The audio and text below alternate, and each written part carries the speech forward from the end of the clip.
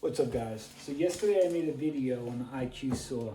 I went through some stuff with it, but one thing I didn't do was make any cuts for you guys to see. So what I'm gonna do right now is I'm gonna rip a few cuts so you guys can see how clean they come out. And then I'm gonna show you a trick for making good cuts with this saw. Okay, let's make some cuts, okay?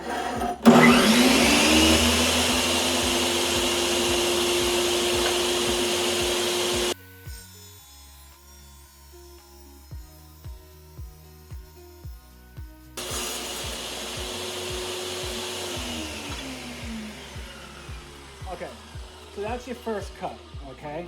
You can see some chipping, right? Some pretty bad chipping on it, all right? And then you see that blowout on the bottom. So one thing to keep in mind is whatever piece is on the sliding tray, that's always gonna be your cleaner cut. And the side that's here, you're always gonna have your blowout. This part is lower than this part for whatever reason.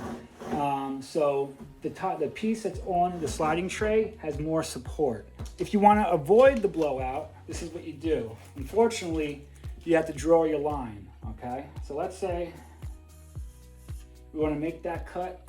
We don't want any blowouts because it's going to be an important cut, right? So this is what you do. Now this is our good tile, right? This is our scrap. So first we're going to start the cut on this.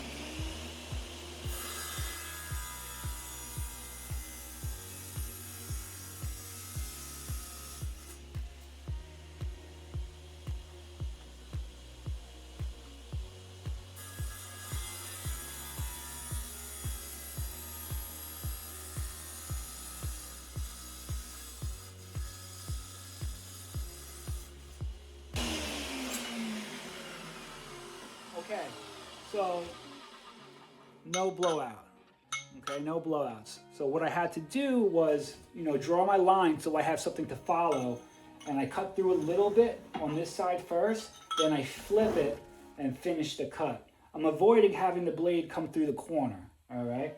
So that kind of sucks in itself, but in order to use a saw and not have to deal with the water, that's a way to do it. When if the cut's going underneath tile or against the wall, it doesn't matter. You could deal with a little blowout. So now we still have the chipping, okay? So that's when you grab your polisher, okay? I use just a regular variable speed polisher, okay? These are the polishing pads I use, all right? For something like this, I use 100 grit. Now, one more second. These are your two types of polishing pads. This is a wet pad. This is not for polishing tile.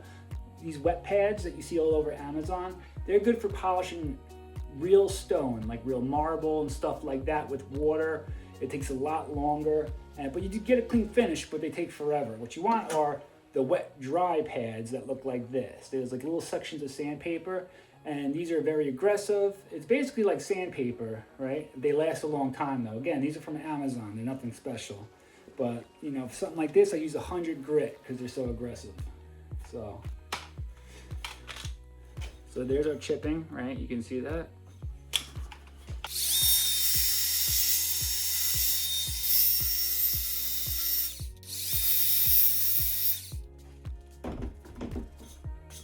All right, so now look at it. A lot better, right? So as long as you're willing to polish your cut, when you're done with it, you get a nice finish. All right, I mean, that didn't take long. What did that take? 40 seconds to polish this tile, right? Looks good, right? So you see what I do first is I go up and down, I get any sharp edge off the tile, then I tilt the tile and I just run it up and down until all the chips are polished out. And that's it. Cool? So that's how you can make the saw work for you. There you go. I'm gonna link my other video from the one I did yesterday, talking about the saw also. But yeah, that's it, man. Take care, guys.